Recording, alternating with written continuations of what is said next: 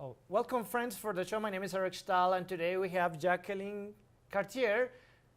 Congratulations, you won the first prime commissioner. Yes, yes, got the primary. I'm so excited, yes. And what's your challenge for the Eagle County? Well, the nice thing about having elections, and even at the primary level, is that you get a chance to really talk about issues.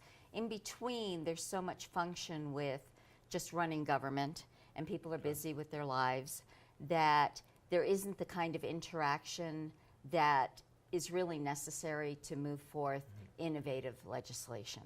And so in running, the nice thing is that you get to talk you talk to the people, and you make it a point to actually get out there and hear from individuals about the concerns that they're having on the front line, so that it's very easy when you are presented with a situation or a legislation to kind of go into theory mode.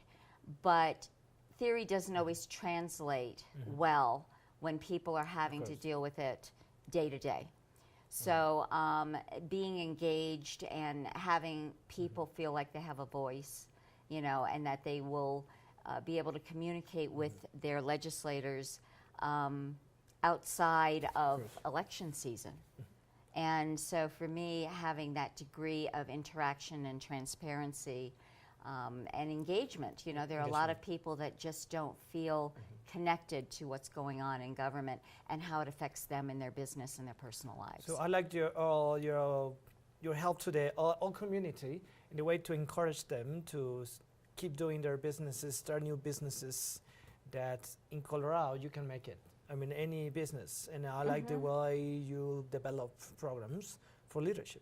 Tell us about the leadership you do, because it's good when you do like conference, and what you suggest to all people that have a dream and start a business. Well, and see, that's the thing, is making that connection between what you envision your life to be, and people move up here because of the lifestyle. You know, they move up here because they want to raise their children in a different environment. They want to realize the dreams that they have.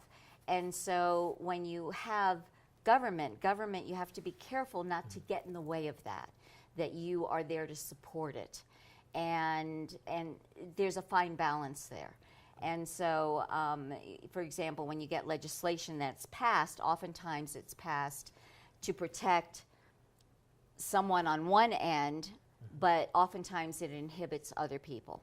So again, having that continual interaction is very important. For me, you know, in meeting with people across the valley, I'm finding that a lot of times they feel that there's no diversity of discussion when there's a controversial issue, that it's all sort of one-sided. And in speaking with the current commissioners, you know, they talk about how they do see a lot of things similarly. As a result, you're not getting a lot of diverse ideas.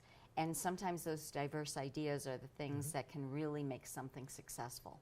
So for me, I love being around people who will challenge what I'm thinking, because it encourages me to think outside the box and to be more innovative. And maybe what they bring up I've already thought about, and I can come back and say, well, but what about this issue or that issue? And they might have an answer to it, or they might say, you know what, we hadn't thought about that. But together you collaborate and you make something that works well for everybody. What makes you like launch yourself for the next commissioner?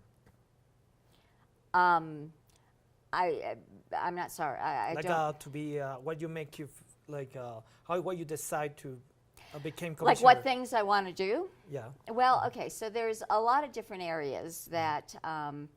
You know, one of the things you'll always hear politicians say is, oh, we need better housing, or we need better health care, or we need better education. And that's really easy to say, and it's a very overused talking point, because everybody, who doesn't want that? I mean, you know, everybody wants that. So the question becomes, how do you implement these ideas that you have?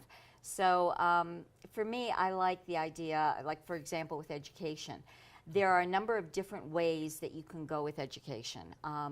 And what's happening now is you have a lot of young people graduating with huge debt that I never incurred when I was younger. Terrible. And they have no idea how they're going to pay it.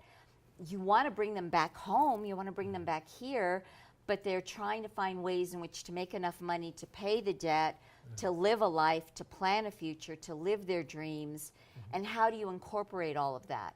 And so a lot of employers are saying, we get these kids that are really brilliant, but they don't have any marketable skills. In other words, you know, if I hire them, they've got good background knowledge, good theory, but they don't know how to put it to use. And so, you know, there's that disparity. So we need to incorporate more of that. And then we also have young people who have decided for a variety of reasons. Maybe they don't want to incur the debt, or they're ready to go out into the real world and start working on things and maybe do education in conjunction.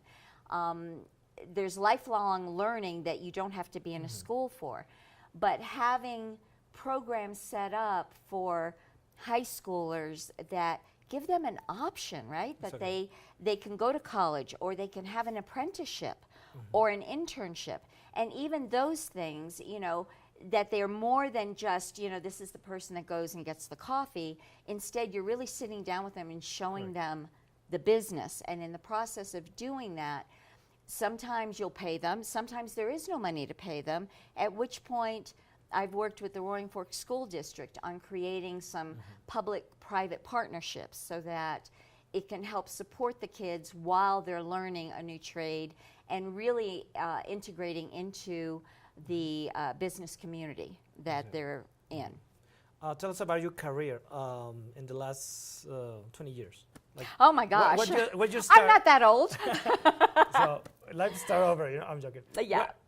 Tell us when you start, like, in the politics career.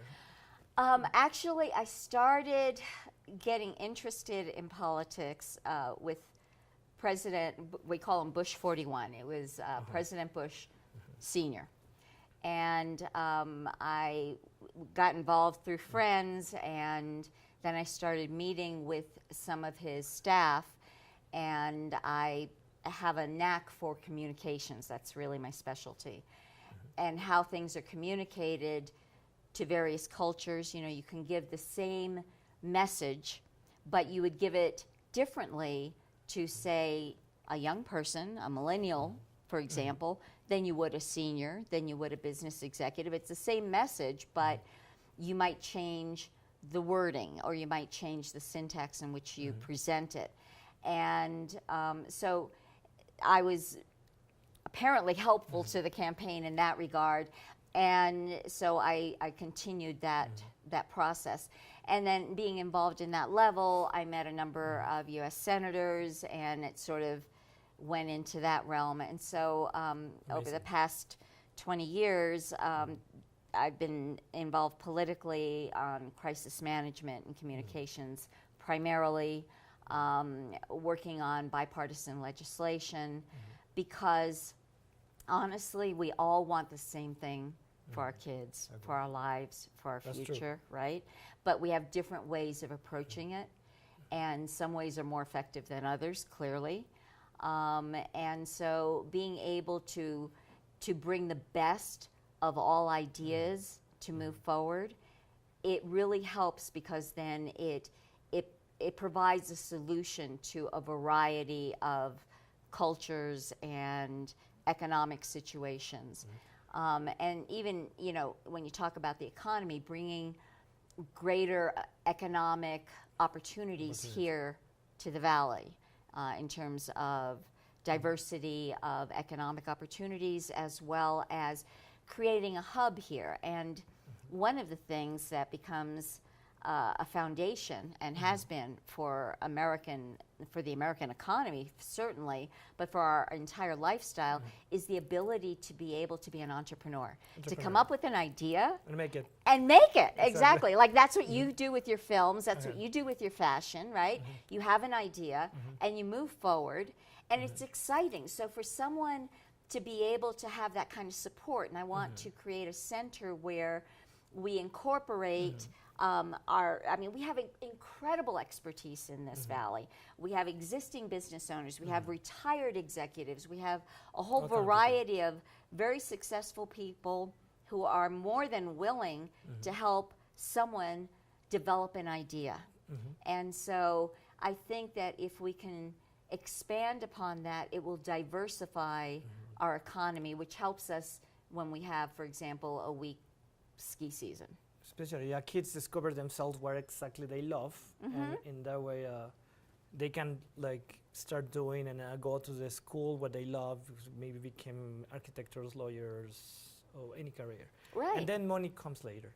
Yeah. So thanks for being on the show. My name is Erik Thank Stahl, and you. here is Jacqueline Cartier, and Thanks for having me. keep rocking.